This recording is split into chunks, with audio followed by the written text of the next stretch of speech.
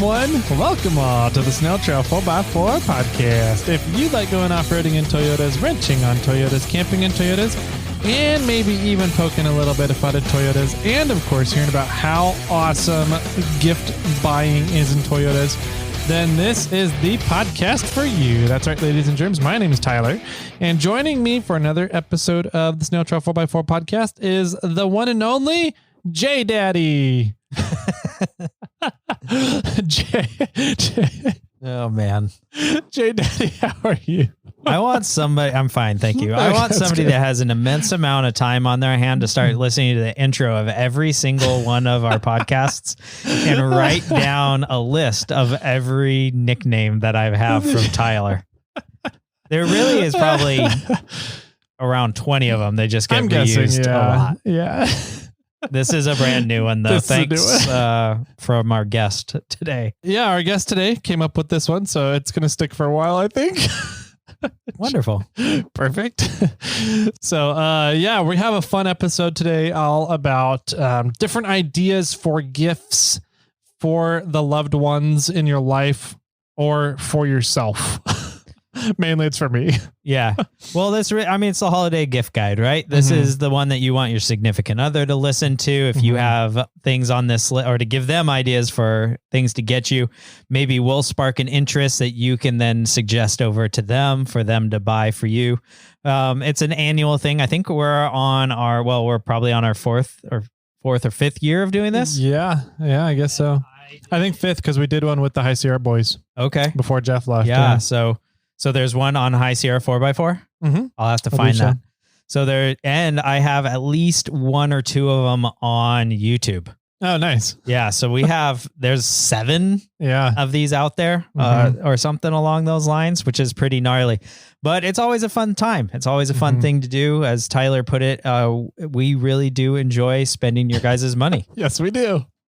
Yeah, it's a lot of fun for us to spend other people's money. Hopefully you guys get some enjoyment from this episode. You get some good ideas maybe from the episode, and have your significant others listen for ideas for you as well. But we did record a little bit longer with our guest here, so we will keep the intro stuff here, the housekeeping stuff, relatively short, and I'll just breeze through it real quick. So everybody's sitting down, holding on, ready to go. Let's do it. All right. Giveaway stuff for the month of November is a 10.6 PSI Pro from Morphlate. Thank you, Morphlate, for doing that. Gen 2. Yeah, the new Gen 2 compressors, which are freaking awesome. They are due in any day here. I'm just waiting on really the final delivery company to get in touch with us. So we'll get all those out and start rolling here soon. We have reviews as always. We're approaching 600 reviews. Once we reach 750, we're giving away a set of Yokohama tires, which is freaking awesome. Big shout out and thank you to Yokohama for doing that for the listeners.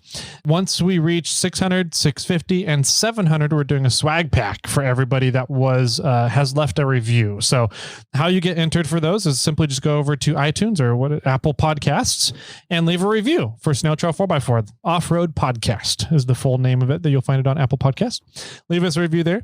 Sorry, reviews on Spotify or wherever else will not work. Seems like a lot of the softwares out there love to use iTunes reviews and Apple Podcast reviews in order to judge the popularity of a podcast.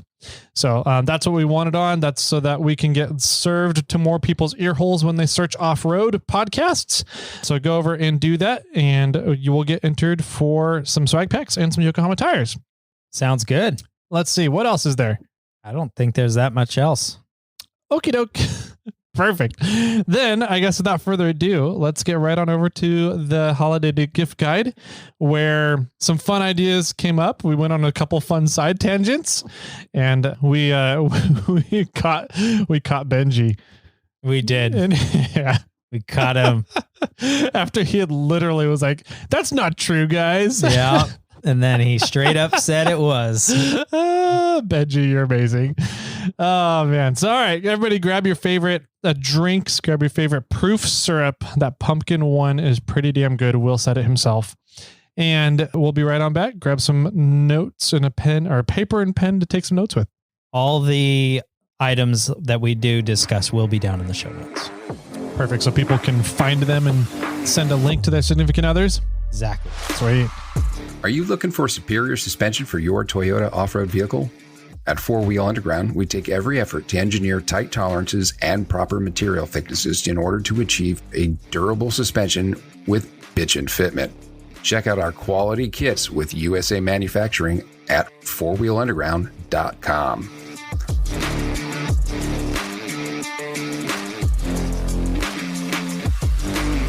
Oh, welcome back, ladies, gentle ladies, boys, kiddos, doggos, campers, off-roaders, hunters, hikers, all the fun people out there that love enjoying outdoor recreation.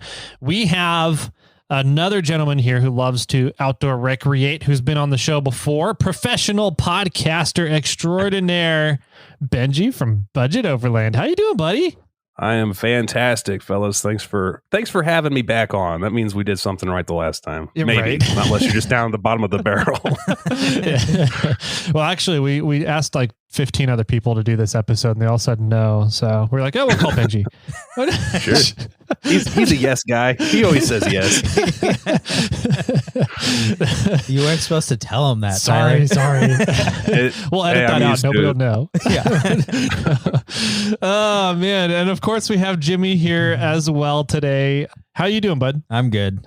Thanks for As asking. always, you're never bad.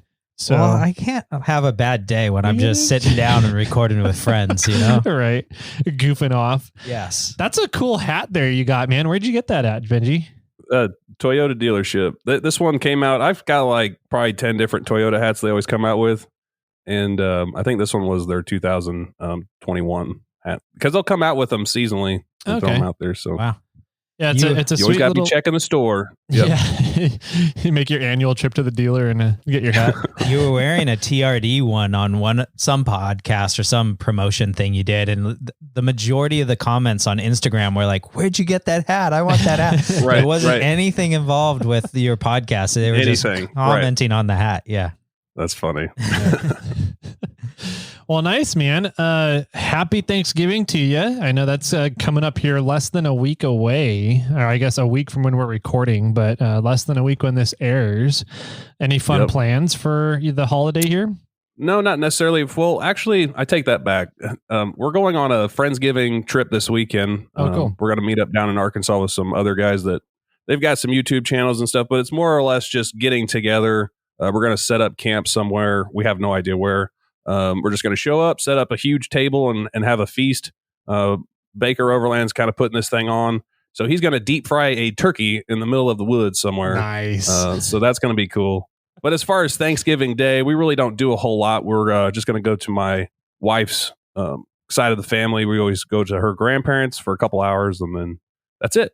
Nice. That's I think Jimmy on Thanksgiving goes around to 5 different places. No, 4? that's Christmas. Oh, it's Christmas. Okay. Yeah. Wow. Thanksgiving is always my mother's side. I could relate towards Christmas. Yeah, Yeah. man.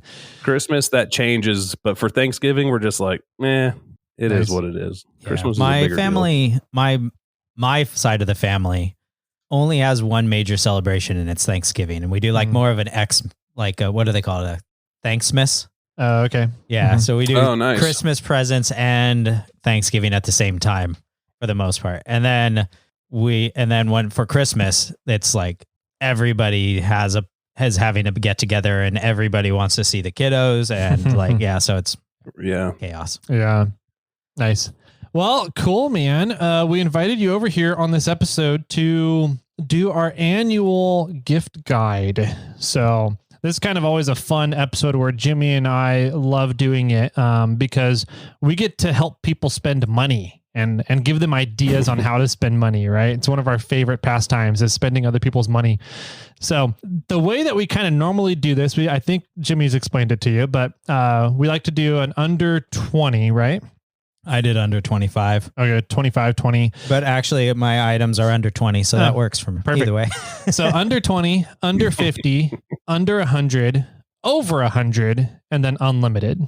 Yep. So we got those kind of 5 categories there, 1 to 2 items per category. And it's going to be fun because Jimmy and I pretty much end up seeing eye to eye on a lot of items, but there are a lot of stuff that have to do with like pretty much like working on a vehicle, usually working on a vehicle, or what could be a handy tool while rock crawling, or something like that. So it's going to be fun to have you on, because you're more ingrained in the overland side of stuff, and you, I guess, are more ingrained in the gadgety stuff with off-roading. Yeah. And so I'm really curious to see the items that you come up with that for your list here. So it was challenging because most of this gear I already have. So like going back for reference, for under 25 or whatever, the inflation part kind of put a damper in my list. So I was like, crap, what else, can I replace it? Because I was trying to like get real close. So if something's like $25.99, well, that's under the 50 to me. I'm not going to round up anyway, it was a little bit of a challenge. I'm really looking forward to hearing about the budget side of, your list, from the Budget Overland gentleman here. Absolutely. That sounded everything's better. budget minded. Yeah. Well, I mean, it is what it is. We were just earlier off air, we were talking about Jeff Bezos days, pretty much what we're calling it. But everything from my list you can get off Amazon, minus the very last one, which is just the unlimited fake world, whatever. Yep. Yeah. Daddy's going to town on that one. Right. I think all of us are. Yep. So, all right. Well, shall I start us off with, I have under 25. My items are under 20 as well for the most part. My first item on the list is GlueTread adhesive packs. So, the actual glue itself. The glue itself. That's a good one. Because the glue has an expiration date for the most part, which we've learned. Really? Yeah. And so the rubber side of things would never really expire, but the glue actually dries up in a year and a half. So these, it's a 3-pack. And it's $5.95. Yeah. So totally stocking stuffer idea for somebody. Outstanding little, gift out here. So they are available on Amazon and on their website, I believe so. And I think we should also preface that I'll throw most all these links, whatever I can find, they'll be down in the show notes. So that's my first one. Yeah. I'll go next, I guess. My first one is the one that Jimmy gives me shit for every year. Consumables. So broad. I went back and listened to y'all's last year's episode so I can kind of get an idea, and that was for sure the first one out of your mouth. Every year, because I go through and anything to work on a vehicle or stuff you might use, ZipTies, like 120 pound zip ties. I don't want to buy 120 pound zip ties, but if somebody buys them for me, hell yeah, that's a score. Grinding discs, flapper discs, cutting wheels, Dremel cutting wheels. I used a bunch of those this year. I'm like out now. I just realized yesterday or the day before. Welding supplies, so welding wire, MIG wire, tungsten, or rods for TIG welding, stick rods for the Premier welder. I go through a lot of consumables throughout the year, and kind of Christmas time is when I throw them into my Christmas lists for the family so I can get restocked on them all. That's not a bad idea for sure. Yeah. Little annoying things that are easy to keep a big inventory of that I try and get once a year during Christmas. So nice. My grandpa used to always give us one pair of tube socks and a can of WD-40 every year. Did he one pair of tube socks? Was the can in our tube sock? No, it was in our stocking, funny enough. But every year, you can guarantee it, so nice. That's funny. What do you got there under 25? This is where the Overlander comes out, a poop shovel. Okay. Is it just a tiny shovel? Or is it brown? Yeah, just one of those little, it's well, over time. I'm just joking. We'll just let you use your imagination on that. So anyway, what's funny at camp, if you've never pooped in the woods, that there's nothing greater than going on a hillside. But anyway, responsibly. So what's funny is like the first, at our camp, we typically camp with 3 to 5 different rigs or whatever. And so my poop shovel is on one of those quick fist release deals. So people come up, they grab mine, whatever. So now it's a communal poop shovel, which is fine. As long as they wash their hands. Yeah. Absolutely. Yeah. But don't wash the shovel. Which actually leads, We'll pee on the shovel. Just joking. Just joking. People are like, I don't recall doing this with you, Benji. I've said it on the podcast before, but I don't know if you've ever heard it, but I hold the record out of my like college group of friends for going to the bathroom at the highest elevation. Oh, nice. Yeah. That's an accomplishment. 13,800 feet or something like that. That would take your breath away. Is that outdoors or in a bathroom? No, that was outdoors on Mount Shasta. So like, I'm pretty sure I've gone at 14,000 feet, but it was in a bathroom. In an airplane? No. Oh. There's a bathroom up on top of one of the passes in Colorado. Oh, on Pikes Like Peak, a there's a bathroom center. up at the top there. Yeah. It's 14.1 or something. So like, does that count? If you're going in a bathroom at 14,000 feet, or does it have to be outdoors? Yeah. I don't know. I think the outdoors. world needs to know, Jimmy. What's the rule on this? No matter how you go to the bathroom, though, you do need some wipes to clean yourself up, and wipes are my second item on the list. I like the Sea to Summit extra large ones. They are not just the standard 8x6 size; they're 20 by 8. Oh my gosh, they're massive. Yeah, you could almost reuse those. Yes, depending on how you wipe, maybe. But yeah, they're. It depends on which way you fold your quarter. Yeah.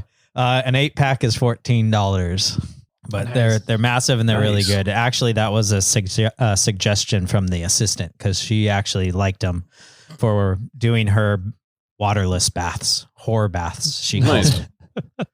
Yeah.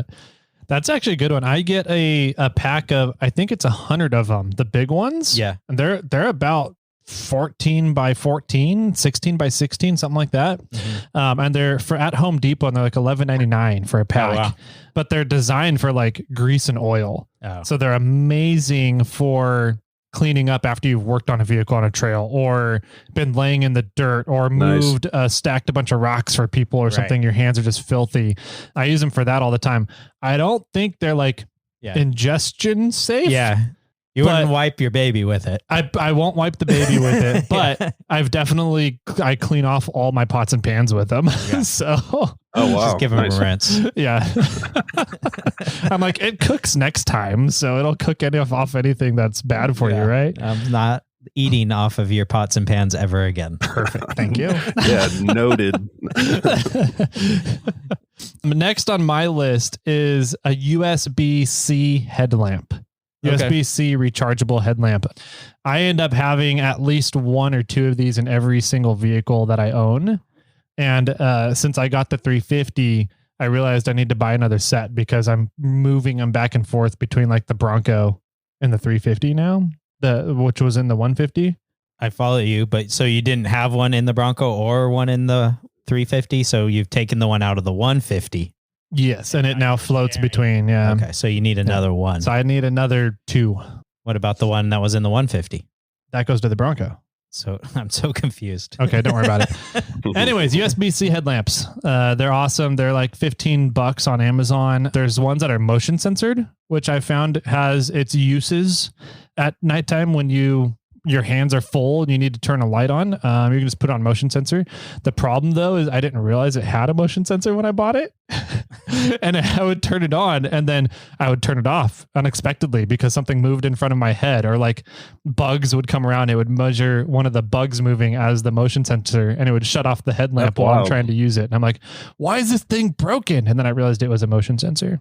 So, but you can have either full on or motion sensor. Cool. And those are, I think, $15 on Amazon. So nice. Yeah. Cool. My next one is a tool roll bag. And that's primarily anytime I don't take all the things, I just kind of take what I need. So I've got like a little plug kit in mine, kind of the wrenches that I need. I always carry 10 through 22 half-inch driver set with my impact. So any of the little stuff I can handle and the big stuff. And if I need more than that, I'm probably pretty screwed. So, and I know the guys I go with take a lot of stuff too. So nice. You rely on others. That's usually what I do. I do, for food and everything. Do you have a brand for the tool roll that you enjoy? This one it's not necessarily enjoy. It was in my budget. This one's like $17 on Amazon. It's kind of a canvas. It's got the metal zippers. I've had mine for like 3 or 4 years. Yeah. And I've beat the heck out of it, thrown it on, dirt and all sorts of rocks and concrete and stuff, and it's held up pretty good, not Sure. too bad. What's the Morphlate tool roll or $40. $40? Yep. All right. That's in the next. This one's next got, category. it's pretty small. It's got like five pouches, I guess. Okay. So Yeah, there's a bunch of different versions out there. I bought a super cheap one a long time ago, and all the zippers stopped working eventually. And I was like, all right, time to upgrade. But it sounds like you have a good one out there. Sounds good. All right. Anybody else have something under $25? No? Okay. Nope. You guys all stuck to the rules. Good job. This time. Yeah, I know. Tyler last time had like 7 things under $100 or something like that. Oopsies. All right, moving on. Under $50. My first one is a heated mattress pad. Ooh, that's a good one. Yes, we on this side of the camera love our like lithium cubes or battery backup setups, and then we connect up some heated mattress pads to those and run them during the cold nights, and it's a game changer. Now the assistant does not mind going out in cold weather, as we can heat that bed up before she jumps in, and that's a joy for me because now she gets to come out more often. I personally didn't. I mean, it's really nice and comfortable, but I didn't care if like things needed to be warmed up. But now that the assistant's willing to come out more often, that's a big Sweet. bonus. There's a bunch of them online for all different sizes. They range, depending on whatever size mattress you have. But I have a full in my rooftop tent, and they come in right around $49.99. Oh, wow. My next one, and under 50, is one of my new favorite things, proof syrups. Oh, yeah. Mm-hmm. So, are you familiar with the proof syrups, Benji? I've not had any, but I've heard you boys talking about them the last few episodes. Yeah, they are fantastic. So, yeah, man, they're what, $35 a bottle? Yeah, I believe so. Right around there, $35. So, awesome things and awesome stuff, and make some really good, high quality old fashions for not having to carry all the ingredients yourself of an old fashioned. Nice. And they got a bunch of other options there too. So, the classic mixer drinks is what they carry. So, yeah, proof syrup, $35. They've got all kinds now. They have like Sazerac, Palomona. The Sazerac was awesome. The Sazerac's It was pretty good. You don't like Sazerac, I though. don't. I don't like black licorice flavor. Yeah. So, but you know what? Yesterday we went to Monk's, and the assistant ordered a Sazerac, and she did 50%, one shot cognac and one, not cognac. What it was it? It was rye whiskey and the French one. I forget. I totally butchered it. She did what the guy said. Yeah, the guy from Proof Syrup said, and it was actually very tasty. Okay, I liked it better because it was a little sweeter. It brought more sweetness to the drink over a bunch of rye. Yeah, it was pretty good. Nice. Yeah, nice. Making me thirsty, and it's only 12 o'clock my time. It's past 12. You can start. No. Yep. No, I better not. Don't tempt me with a good time on a Thursday afternoon. You can't drink all day unless you start in the morning, Benji. Yeah. God, that gives me horrible flashbacks. Mine, I've got, this one came in closer to $30. So let's say you could buy 2 for 50. These little Bluetooth speakers, me and my wife, we've got 2, and we've had these things for like 7 years. You can't kill them. They're Anchor brand, and they're off Amazon. And what's funny, like, it's kind of an inside joke with me and my buddies. Anytime we show up to camp or something, if I've had a couple of little drinks, I like to play Hispanic music really loud for no reason, just to throw people off.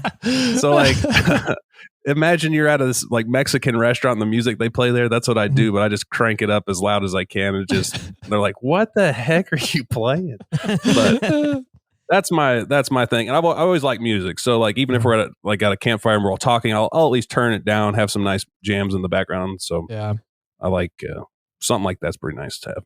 Yeah. Are those speakers, can they connect to each other so you can get like stereo out of them?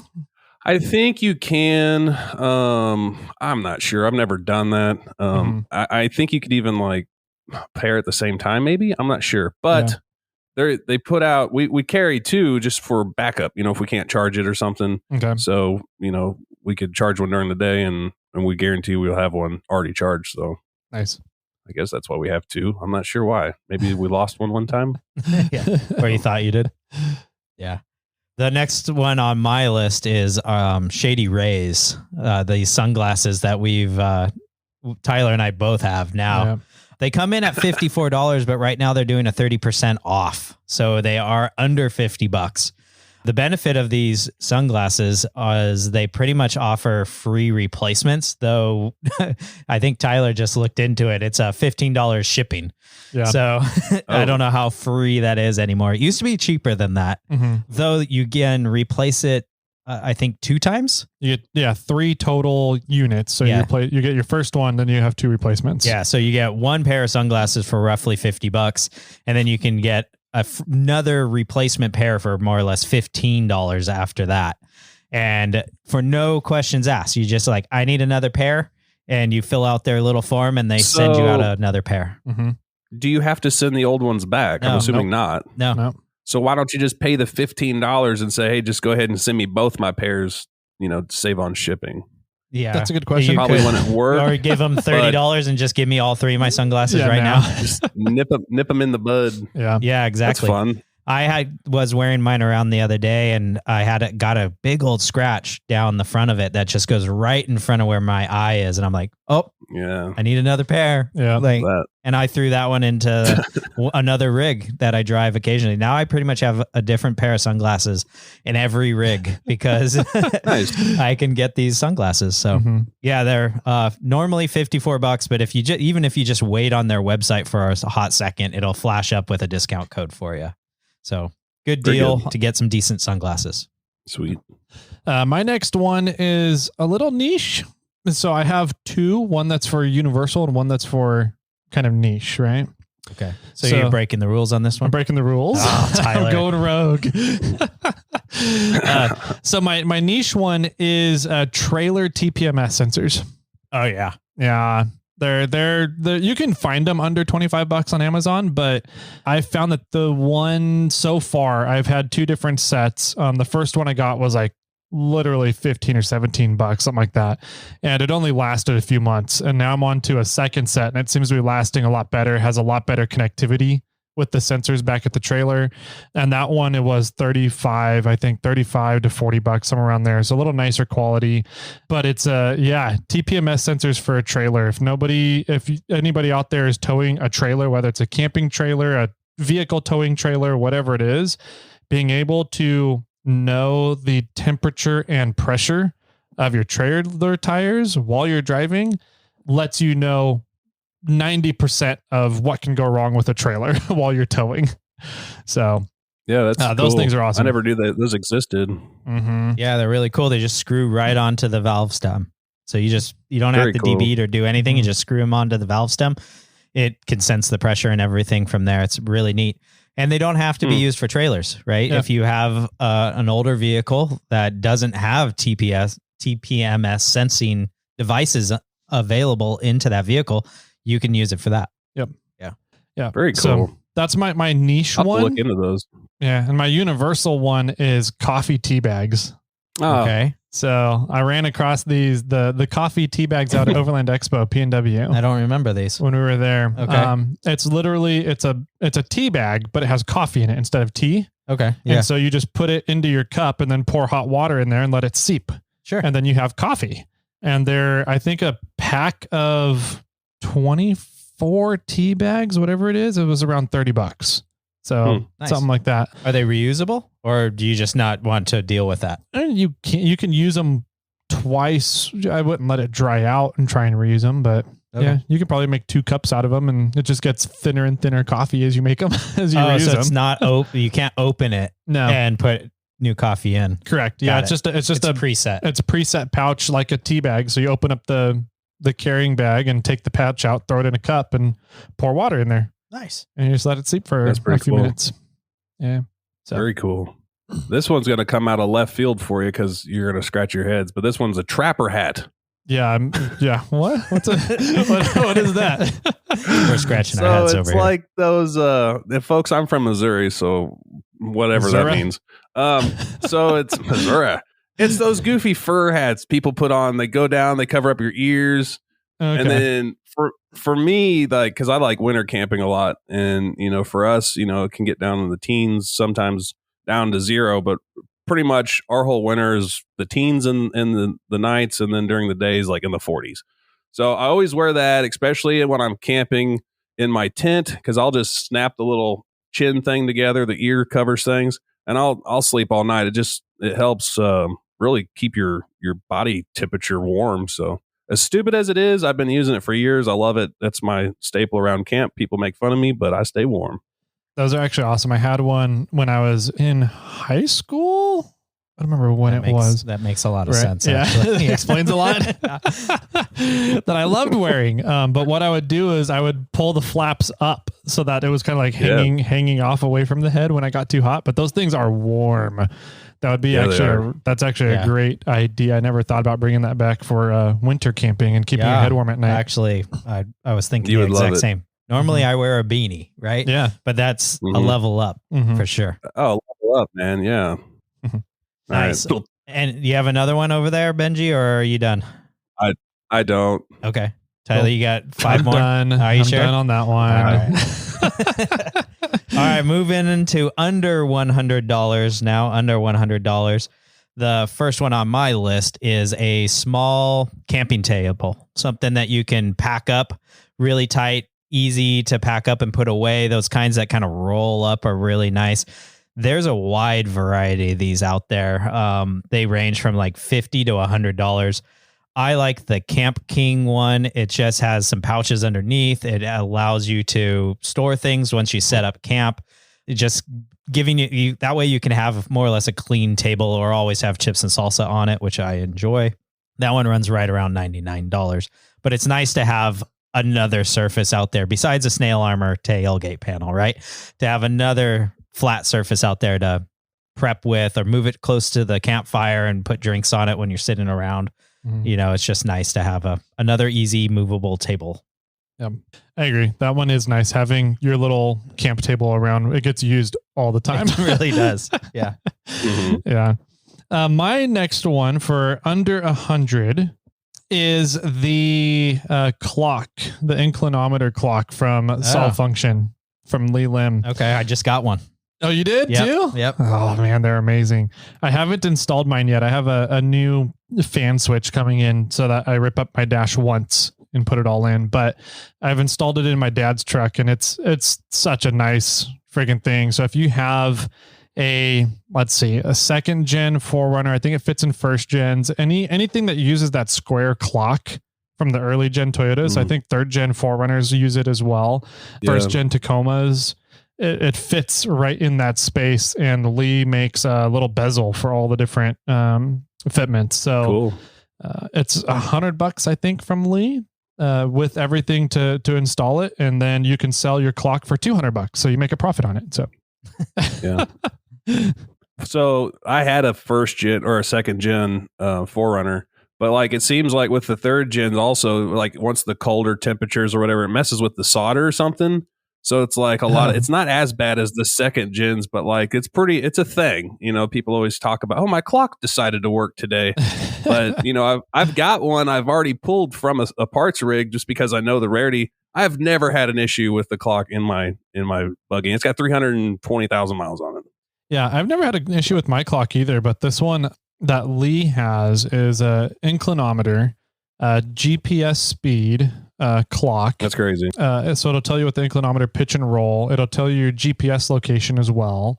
Let's see, what else does it do? It does a bunch of little things. So it's a neat little nice replacement for just a basic clock in the Toyotas. Cool. Yeah. And I've never heard of it. I'm gonna have to look that up. Yeah, for what we do on the rock crawling side, it's always fun to see what angle am I actually at right now. Yep. Right. When do I actually roll over? I like whenever you guys talk about this is going off a little subject, but whenever you guys talk about overlanders, you're like, yeah, the Forest Service roads, and they're just dodging sticks pretty much in little puddles. Yeah. I'm like, oh no, I was on a 35-degree angle the other day. I don't know. Anyway, did you have one of those inclinometer things? How'd you know that? I just stuck my finger out, got it wet. Yep, that's 30 degrees. Hold the beer can out. No, that's another rule. I don't drink and trail. I know a lot of guys in the off-road world like to do that. I don't, because I got to drive home. Drink at camp. Drink at camp. Yep. That's a reward when you get to camp. My little pick is these little ox beam 3.5-inch circular ditch lights that I've been rocking now for over a year. And it's hard to find a decent ditch light that's under like $200 that's good quality. And these things, sometimes you have to take them apart and put a little silicone in there and, seal it up a little better. But these things have been pretty good. And they're amber in color, and they're like 5,000 lumens. And I'm not had any issues with them. I kind of like them. Nice.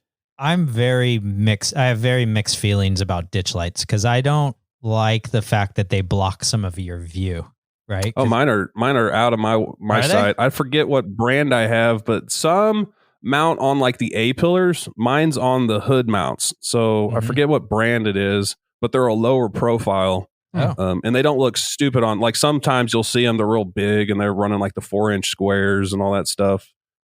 This one, for me at least, it's kind of more of a subtle look. Cool. And I only use it for like A, looks, because it looks killer. But like B, I hate driving at night, and I'll shine them down just a little bit to where, if there's a stick or something like a tree, it'll show that reflection real easily. So you can drive around that. Drive around the stick on the forest road. That way you gotta dodge those sticks, man. They come out from nowhere. The pine cone needles are the worst though. Gotcha there. Dang it. Watch out for the little pebbles too. Those things slow you down. 4 low, ready to go. Nice. All right. Under $100, I've got the gear wrench screw extractor set, which is a fantastic little kit. I like the 10-piece kit. It comes with the actual size drill bits that you need. And these are great for some of the smaller bolts and screws out there. If you like break the head off and you need to actually extract the shaft of the screw or bolt, these are fantastic. Those come in at $46. So to level it up to that $100 mark, I want to pair this with the 2-piece impact screwdrivers from Gear Wrench, which actually have a mechanism on the inside of the handle of the screwdriver. So when you smack it, it actually forces a turn that happens from the head of the screwdriver. So if you pair those two together, hopefully you should be able to solve any small bolt or small screw problem that you have out there. Mm-hmm. That's a good combo. Yeah. Those are nice. My next under 100 is following Benji's lead, a 20-inch light bar. Oh, okay. So it's the LED co-light. I have a couple of their pod lights for chase set up as chase lights in the back, and also camp lights, so I can turn them on instead of camp at nighttime. And I've been amazed as to how much light those things put out. And so they're running a Black Friday special, and they have 20-inch light bars down around $60 right now. And they put out 17,000 lumens with flood spot combos. Dang. Holy smokes. Yeah. I'm going to be picking one up for sure for myself, because I don't like my laser one that I have on the front of the 4Runner right now. But yeah, $60 for a 17,000 lumen. That's crazy. 20-inch light bar. So nice. My next deal for under $100 is the NOCO jump boxes, battery jump boxes. Oh, that's a good one. I've used mine a lot, primarily because you could charge it during the day if you're driving, but like at night, you could charge your cell phone. There's a light built into it. I always throw it up my rooftop tent, so I could charge my phone at night. It's not very big. So that's right at $100. Yeah, those are great. There's different sizes, but that one's more of the car, smaller truck size. Yeah, those are fantastic. And if you need to, you can jump and charge a vehicle, so that it could be a saver. That too. Lifesaver for the fact, instead of charging phones and all. But yeah, I think we all have one of those for sure. That's good to have. Better than cables, in my opinion. Yep. but cables are always reliable where the battery might have been worn out. Here's a story I might have told you, but we've jumped trucks before. My buddy was airing up his truck and he shut it off, and his auxiliary battery, I think he was trying to show off a little bit. It wasn't charged, so he couldn't charge his primary battery. So anyway, I always carry like baling wire, and I don't know what gauge this was, but we jumped his truck using baling wire. Wow. Wow. It was super cool. We've got it on video too. Yeah. Right. But like my buddy held the negative, I held the positive, and we just kind of crossed our fingers and we're like, hey man, if we like start pulsing or something, jump out and just kick us and, make sure we're not touching anything. But that worked. True story. Wow. That's crazy. Did the wire get hot?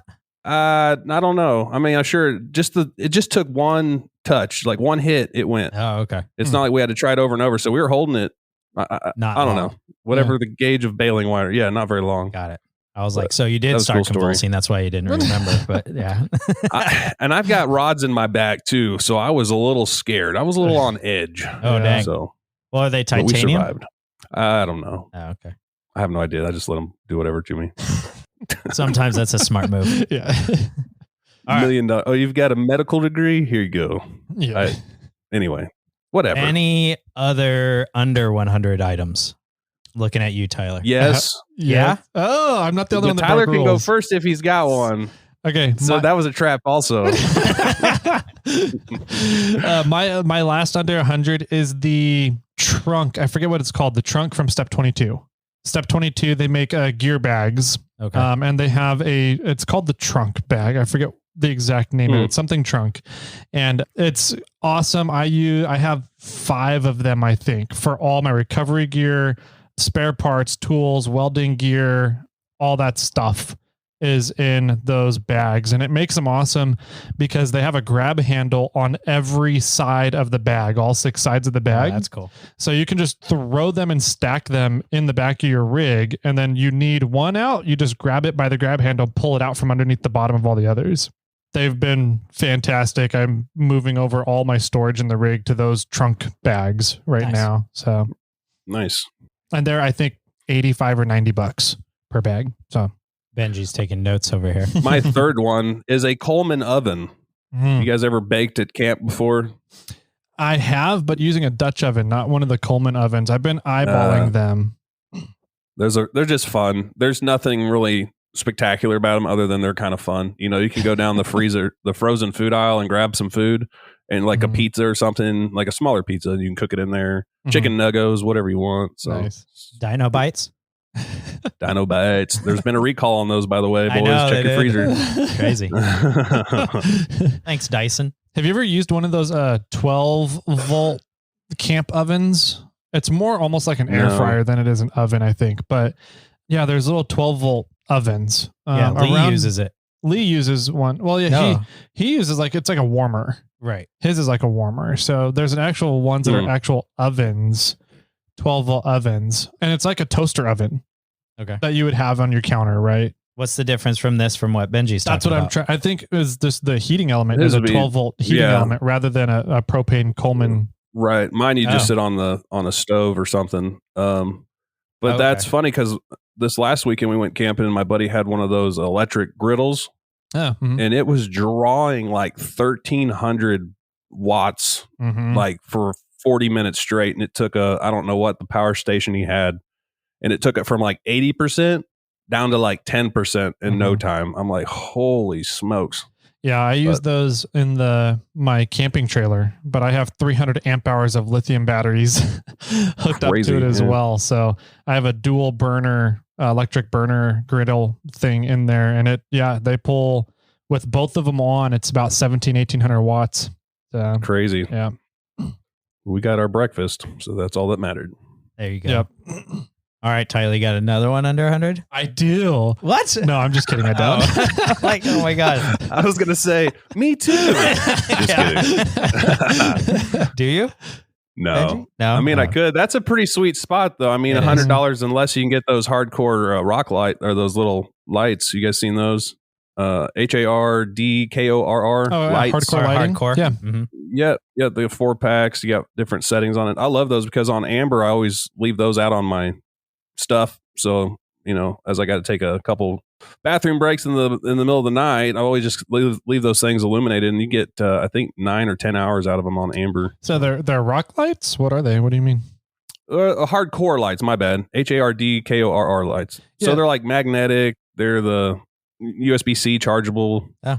Interesting. So they're standalone lights in a 4-pack and magnetic, and they're amber, and so they last 9 to 10 hours and USB-C rechargeable. Interesting. Yeah, just on the amber setting, you've got full on bright. You've got like a dim. You could do. I think there's a distress flash also built in amber, and like for my back hatch if I'm cooking or going through my drawers, I just attach it to anything metal. It'll stick, or it's got one of those little elastic deals on the back. You could put it around one of your ladder rungs or anything like that. Cool. That's super handy. Having lights that you can move around to places that kind of cover an area that are movable, right? And portable. That's a really nice thing to have when you're out camping. So, and they're bright. I mean, so they're not just, annoying. There's a lot of annoying stuff. Yeah. I have a little solar charger and light that's just this little camp lantern, and I leave it underneath my rooftop tent all the time. And so I usually orientate it so that it can charge during the day. And then once night falls, I turn it on so that it always illuminates the ladder area of the rooftop tent so that you can go up and down it. But sounds like something like this would be a great solve for that as well. And plus you get a few more out there, so you can move them, put one in the tent, put one out by where you're cooking or whatever. That's pretty cool. Yeah. I have little ones that are kind of that concept from Wagon Tech. Yeah. But they're not amber. And I would really like for nighttime, just like what you're saying, just keep it up at camp. It's a low light kind of thing to have light when you wake up in the middle of the night. That's a nice feature. So yeah, absolutely. Okay. Can I move on to over 100 now, boys? I guess. You both sighed at the same time. It was only 3 each. I only had 2. I stuck to the rules. What Tyler call you the other day? JJ or J Daddy or J Baby? Ooh, J Daddy. That's a good one. I don't know. I have so many nicknames. Put that in your arsenal. You can call me that anytime you want. Okay, good. Are we even recording? Is this thing even recording? Yeah. Or is this practice? Yeah, we are. Definitely. You guys don't do full episode practices like I do? We've done that once, and that we were like, we're not doing that again. Yeah. You're like, that was the best ever. Now let's record it. Yeah, that sucked. All right, over $100. I'm going to go out there and say it before anybody else does. The Devos Light Ranger. Yeah, I did not. I didn't have it on my list, but that is a good one. Neither one of you? No, I did not. Wow. I figured you would after you said something maybe. So you mentioned, I was like, all right, he's going to drop that one. So no, Devos hands down is the best camp light ever. It's just so convenient. I've had mine for almost 3 years now. We've got, I think between me and my wife, we own like 6 of them, maybe 7, maybe 6. Wow. But we buy them for like, she's got events she does. So it works perfect for her events. For me, I always like to take 2 when I'm camping in case one dies. I'll take one of the poles. But sounds like I have one at my shop I use. Yeah. Yeah. On your list, you need to add the light or the solar panel for yours. Yeah. See, I don't get a lot of sun though, because we don't, like, some people wheel all day and then they'll get to camp at like 2 or 3. Like, we'll get there and there might be like an hour left of daylight. So it's like long-term charging is not really an option for me. Got it. Now, some guys like to base camp and do stuff like we're always moving. We all get pretty stir crazy if we're not doing something. Some guys like to just go and sit at camp. We're not like that. And I've gone with people that do, but the solar thing, I would imagine it'd take a few hours to top it off. Probably. Yeah. Yeah. I don't know what the stats are on it. Yeah. It's a good idea though. But it's a fantastic light. I mean, and I just bought, because you had Devos a deal on your guys' show. Why don't you pitch that real quick and tell our listeners what you got going over there? Well, so for each month, I've started this back in August. For guys that don't know, budgetoverlandportal.com, you can sign up for free, and we try to partner with companies each month to give listeners or people in the community discounts. So Devos partnered with us last month, and they had, they've got more than just lights at their store, so they were doing like deals on everything. So that's really fun to try to get people deals, I guess. So if you want to sign up, it's absolutely free. Let's go over to budgetoverlandportal.com and sign up. Yeah, there you go. So last month I bought their different light lenses colors. So now I have a red, a yellow, and an amber lights, or that I can put these little filters on and it'll change the color of the Devos light instead of it just being the bright white. So that's, to me, that was just brilliant that they did that. Yeah. And the motion sensor thing too. Have you tried one of those? No, I have not. There's different sensitivities. This is so bougie, but there's so many different sensitivities that you could put on this thing. And we tested it out last weekend. It was fun while you're walking around setting up camp, but once you sat down, it was kind of annoying because then just like every once in a while it just kick on. But that was just because we had like 4 or 5 dogs with us. But I think the whole idea behind it is really cool. There's so many different things you could add to the light rangers, I guess. Yeah. Nice. Yeah, they're fantastic setup and have a bunch of accessories that you can add on, which is pretty cool. All right. Yeah. Moving on. My next one, over 100, is a Starlink.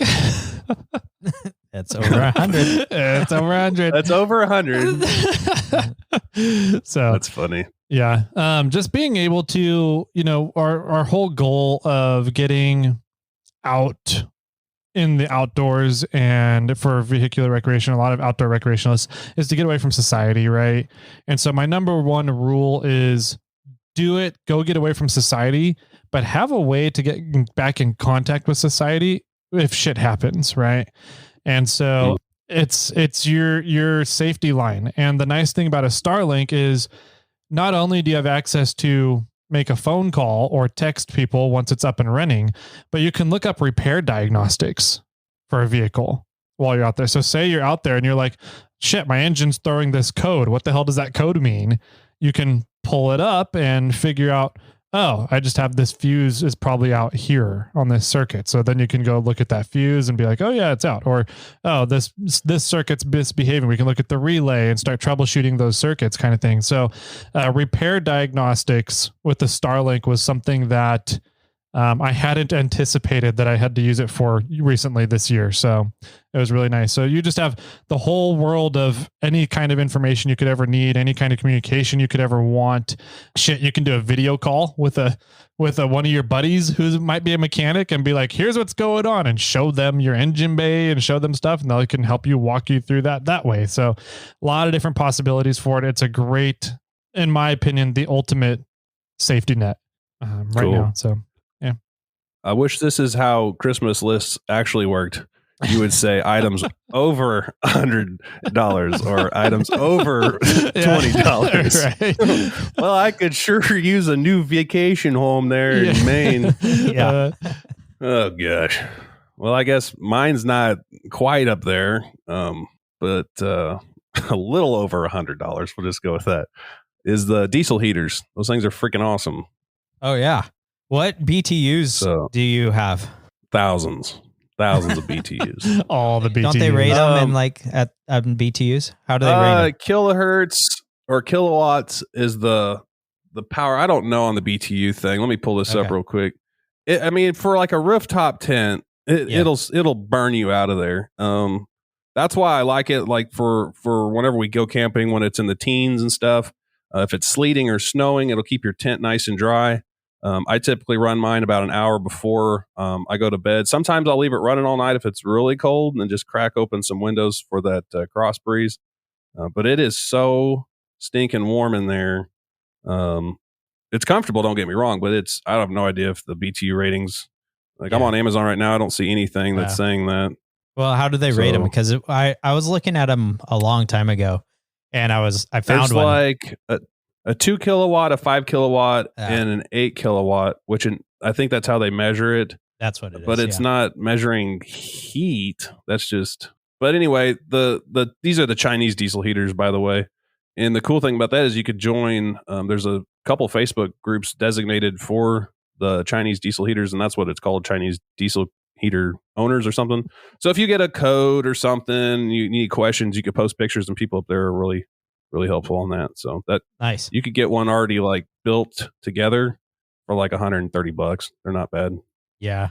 I think I was looking at an 8 kilowatt and my friends are like, that's going to destroy you. You're not going to need that much because I have a small rooftop tent too.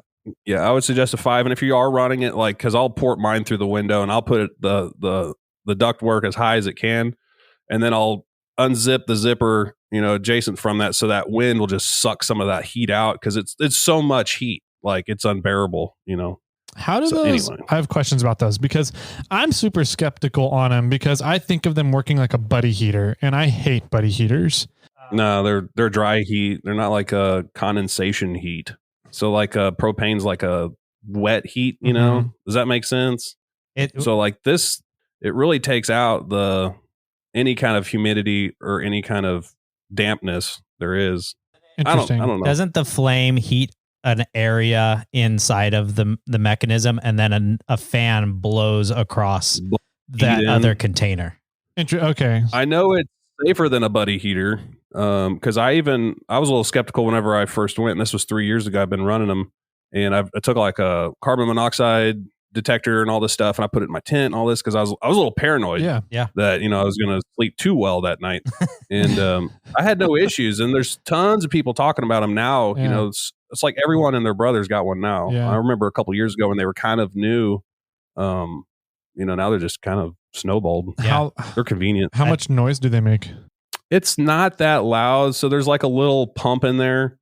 Just sounds like a little tap, and that can be annoying if you're like a super quiet sleeper. But if you like the white noise and stuff, it's kind of got that nice airflow, not like a turbine, but it's kind of a nice, like a small torpedo heater kind of sound, and it's nice. Okay.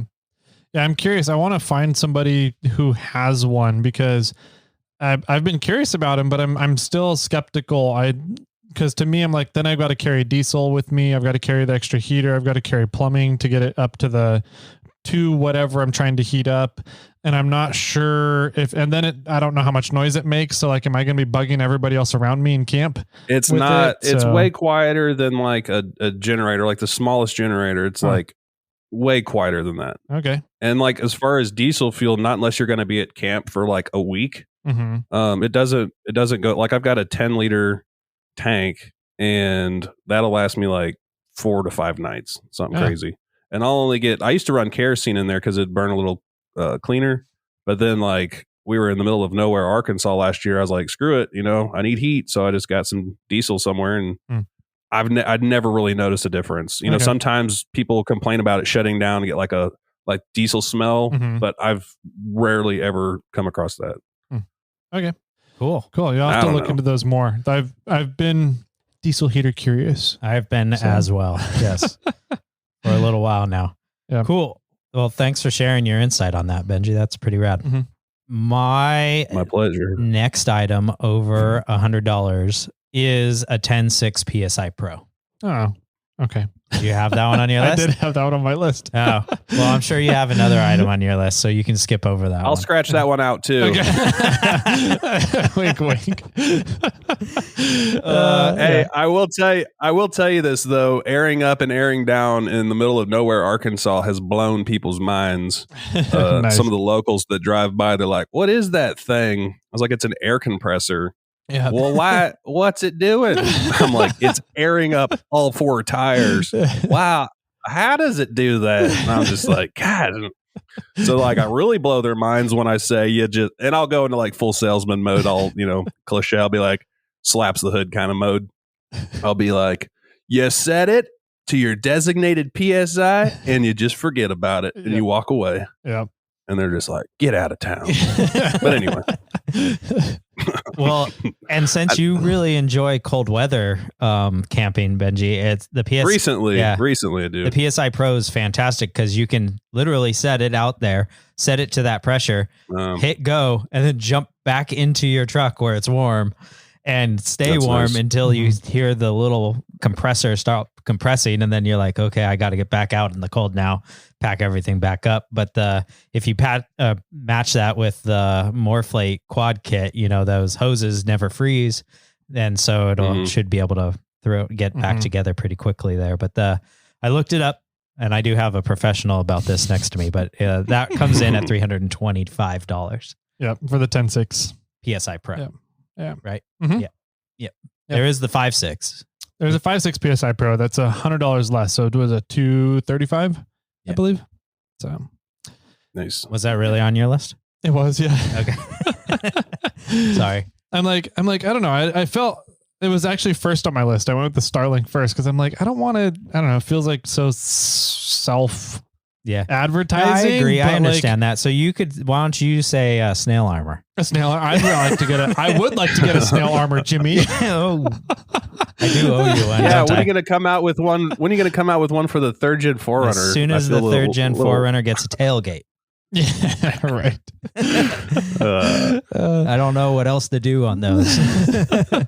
I don't know. I've looked. I'm like, it'd be cool if he could. No, that wouldn't fit here. That wouldn't work. I'll build a plate that goes there, and then maybe you can attach some of those HardKorr lights to it, so you can have them shining straight down. There you go. Nice. Yeah. I think my next one I would have on my list was going to be a camp shower. Okay. So something that you can have a heated shower just to rinse off at the end of a long, dirty day would be the way to go. And there's a couple different options out there. There's, the propane ones that are self-sustained. You just throw a little hose into whatever water source you have, and then it'll heat everything up, kind of like a tankless water heater, essentially, for camp. There's other ones out there that are starting to come out with electric heating elements. Different kinds of options out there for heated camp stuff. But the nice thing about that tankless water heater one, I think it's Julka, something like that.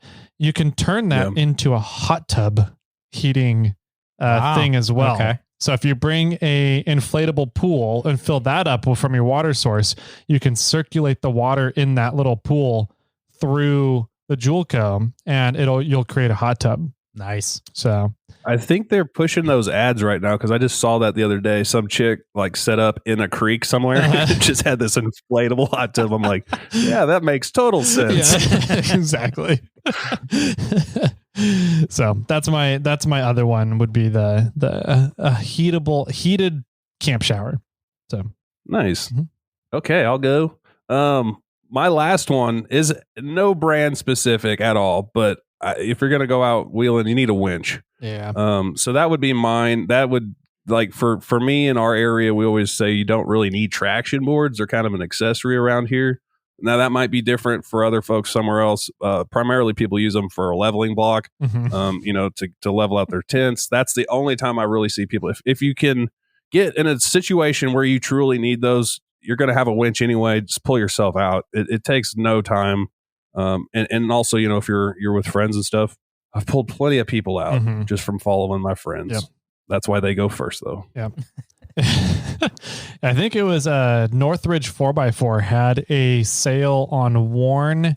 Was it the Evo 8K 8,000 pound winches for after mail-in rebate? They were $250. Wow.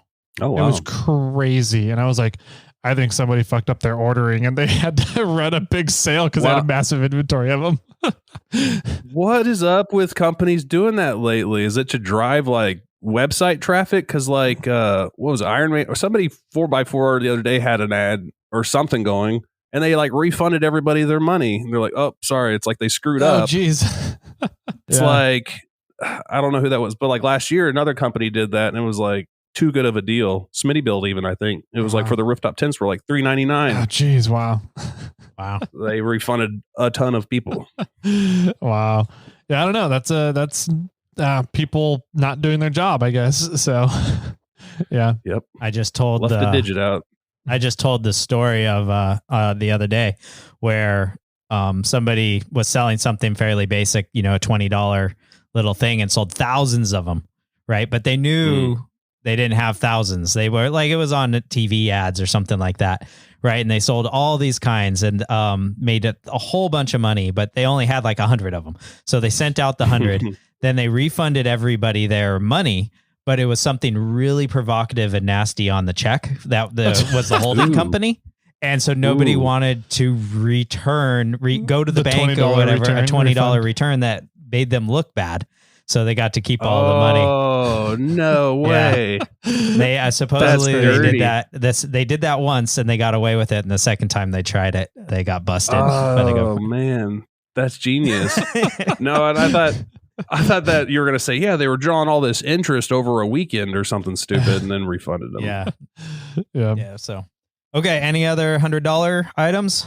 No, that's all I got. Over 100. All right. Now we're into the fun, unlimited category of whatever the hell is like our dream or might be other people's dreams. Oh, Benji just threw like 5 pages at us. This is awesome. All right. Well, I'm going to go first and I'm going to say 74 weld portal axle or portals out there. Take that one off my list. Nice. Yeah. I'm just destroying Tyler's list right now. Yeah. Those would be so rad to throw on the Tacoma, or even if he made them for Bobcat, that'd be gnarly upgrade for Bobcat. Those things are badass. I think they come in about $20,000. And if you haven't seen what portals are or anything like that, I should have wrote down the episode title or one for us, but it wasn't too long ago. You can go listen to Quinn from 74 Weld, the owner of 74 Weld, talk about portals and the importance of them. But more or less, it's just a quick little add-on that you throw onto the end of the wheel mounting surface, between the wheel mounting surface and your tire, and it gives you roughly 3 to 3.5 inches of lift right there. So it's and gear reduction. And yeah. Oh shoot. 22% gear reduction. Yeah. Gear reduction. So wow. So you can throw these on, lifts you up. You can throw bigger tires on, but it does the gear reduction right there for you for the most part as well. So you don't need to re-gear. It's a quick and easy lift, but they are pricey. But if you have a stock vehicle, I still want to do an episode where we take more or less a 3rd gen 4Runner, or excuse me, a 3rd gen Tacoma, and do a portals. How much does portals cost and new wheels or whatever? And then if we wanted to do the equivalent to that without doing portals, what would the cost be? Well, you're still running like stock suspension, right? All that stuff. Okay. Yeah. So if you have a new vehicle that still has the factory warranty, you maintain your factory warranty on all your suspension stuff and drivetrain stuff. Yeah. So there was an interesting thread that popped up on a Facebook group. I don't know which one, but the guy was asking, I really want to do something big with my truck. Should I do portals or should I do RCLT? Yeah. And I was like, do portals. I was like, I love Marlon. I love Mike. They do some awesome stuff there. RCLT is a great kit, but your RCLT only takes care of your front end, and all in, you're looking at like 15 grand for RCLT for everything that you really need to do to run just the front end RCLT. That doesn't include re-gearing once you get bigger tires on and having to redo your rear suspension as well. I was like, all in, you're going to be looking at close or more than what portals are in cost to do all that. And so it was kind of like a deep dive discussion with the dude going back and forth about portals versus RCLT. And I was like, I think it really would be less expensive to do the portals than do RCLT because of all the extra stuff you have to do on the rear suspension too. Yeah, it was a fun discussion. Yeah. Well, let's just take that discussion and just read it on our podcast. Yeah. Okay. That's sweet. Mine then, because I had portals on my list. Oh, so yours is RCLT. No, mine is tracks. I almost cut you off and said something about that. So that's good. That's good that Santa's coming. Oh. Yeah. Maybe somebody hinted about this. A little too hard. So snow tracks would be next on my list. And I was like, if unlimited category, I would do portals and snow tracks. Okay. That's the real way to go. Yes. That'd be freaking rad. Yeah. So 136 inch Ruby tracks. What do those run roughly? They're about 16,000 delivered. So, okay. For brand new. Yeah. So that's cheaper than portals. It's cheaper than portals. Yeah. All right. Yep. What do you got, Benji? Can you surpass $20,000 portals? Mine would just, mine's just a full brand new build and then everything that consists within. But I was thinking, how would you let's build fast it, forward. It'd be a brand new 4Runner next year, brand new 4Runner. Okay. And then just nothing like HardKorr, off-roading, but overland buggy with all the bells and whistles, all the good suspension, everything just fully decked out. That's it. Okay. We're already at $1 million. And that's We're done. with sponsors. Right. Hashtag overland buggy. Yeah. I have another one on my list. It's sort of a pipe dream or wish list item for me. I probably would never, ever happen, but I would love it to outfit or to get a Sprinter van and outfit it and turn it into my tow rig. I think that would be, it would solve a bunch of problems. You know, I wouldn't need the Lance life. It would more or less be a Lance life sort of scenario that's happening Your van here. life. I would be a massive van life. Yeah. But they make those so beefy. I mean, they get up into, a 1-ton status and you can definitely tow with it. And at that point, those are tall enough that it would streamline the Bobcat being stuck behind on a trailer. So it would be pretty. It's all for fuel mileage. Yeah, that's all. Right. I mean, if you're towing with a Lance camper, its fuel mileage is gone anyway. So I think that's the route that I would go. But man, those things, they're like $100,000 or something like that. They're crazy. You can get an E350 Econoline diesel and a pop-up roof and build a pop-up roof into it. Yeah, that'd be cool. That'd be fun. I like van life. Yeah. My next on my list isn't really like unobtainium, right? I figured the portals and the tracks were kind of like pipe dream stuff for most people. This one's actually achievable. I like how he said most people in there. So this is a lithium starting battery. Okay.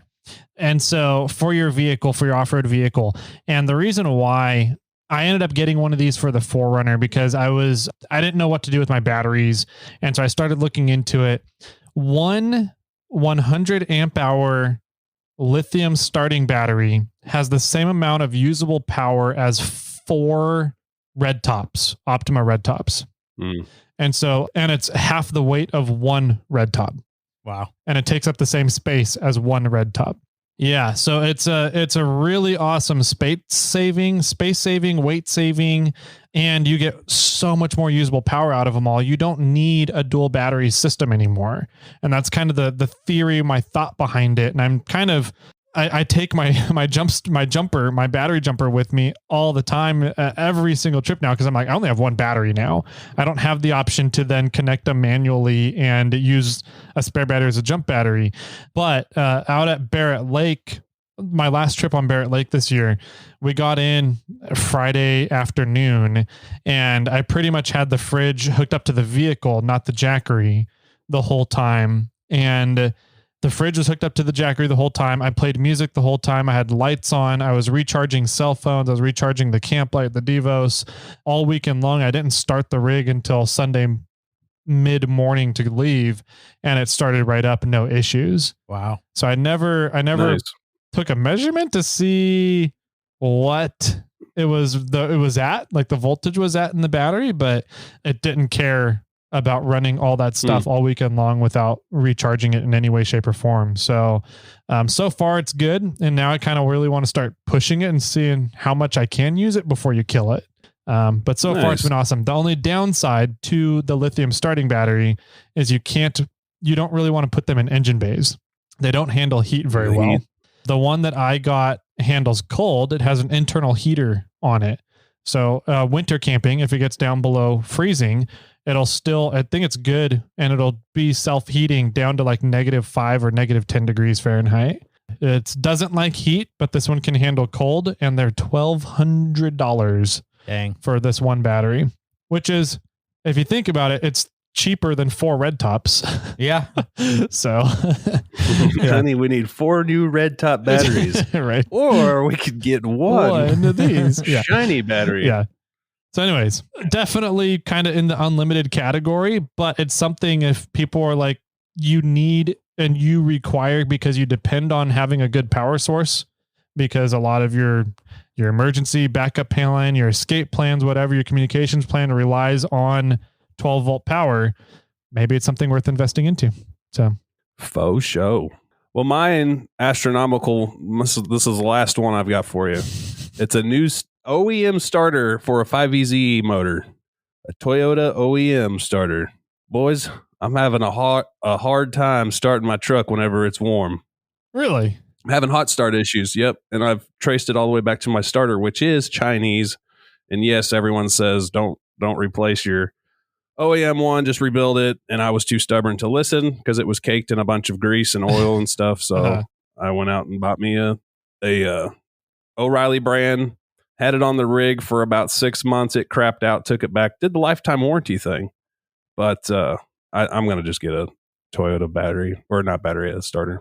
How much is the OEM 5VZ? I don't know. I imagine they're pretty damn expensive. I probably for a starter, I'm guessing $300-400. Yeah, that'd be my guess of where it would be. Yeah. So we'll see. I don't know. I've got a couple parts rigs I could probably pull one off of, but man, those are a pain in the butt to get to. You got to take off so much hardware just to get to it. But, yeah. You know how to solve that problem, right? How's that? Solid axle front end. Yeah. Yeah. then what?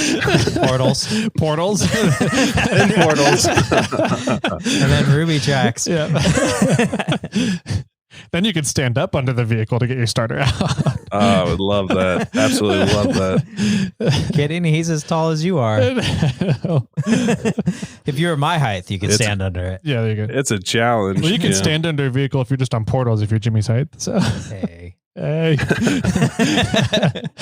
I could probably sit up under it. Yeah. Well, that's awesome. I hope everybody out there enjoyed our holiday gift guide. There was a whole bunch of items given. So super appreciate you joining us, Benji. Thanks for being here. That was a lot of fun. Why don't you give a shout out to your podcast and how tell people how they can get a hold of you? Yeah, if you guys want to check out my podcast, we've got a show on Mondays and Thursdays, kind of like these fellers. It's called Budget Overland. Search it. We've also got a Facebook group you guys can join if you're over on Facebook. It's groups/Budget Overland. Feel free to join, and that's about it. Yeah. Tyler, why don't you tell everybody how they can get a hold of us? You can do that lots of different ways. We got a voicemail, fun voicemail you guys can call and leave comments on. I'd love to hear what other people's wish lists are for Christmas, right? And it's more fun hearing it from you guys than it is reading it on the podcast or reading it. So I think it's more fun if you guys call in, that we can play your voicemail for everybody else out there to hear. That's 916-345-4744. I'm also curious what kind of Black Friday deals people got for off-roading stuff. What kind of deals were people able to find out there? So yeah, call those in. Let us know. You can also email us, Tyler or Jimmy at snailtrail4x4.com. There's also Instagram at snailtrail4x4 and 4x4 Toyota Tyler. So that's how you get a hold of us, man. Sweet. Thank you. Final words. It's that time of the episode. So we'll start with Jimmy. Jimmy, final words for everybody out there. I think everybody should have a good cooking set. I don't know what those are priced at. It was something that I was thinking about as an item, but some good pots and pans, something that either compacts down if you need to save the space, or just a good pots and pans that don't compact down if you throw them in a tote like me. Stoneware. That's all I'm going to say. Benji, any final words for everybody out there for today's episode? Yeah, guys, make sure you check your Nana's brownies this coming up Thanksgiving. She may not like you that much, or she may love you. Get special brownies? Check them out. Maybe. And with that, my friends, keep crawling.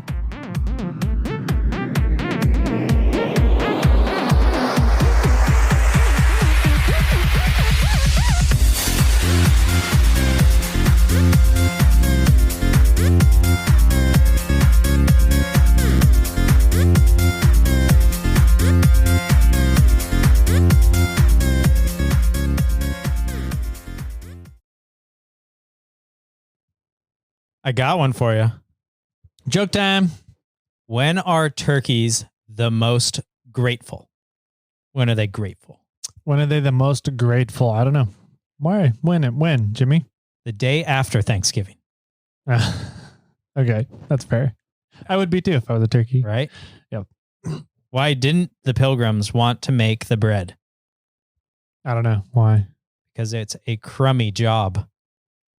Sometimes. Yeah. It's more sticky. That also.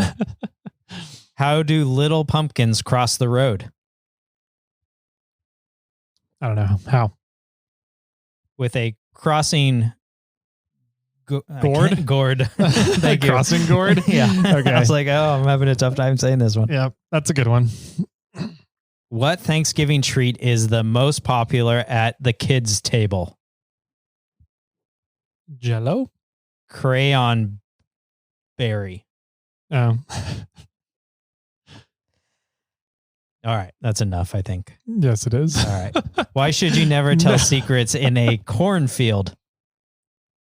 Because aliens will come and get you. Because of all the ears. They're always listening. Yeah.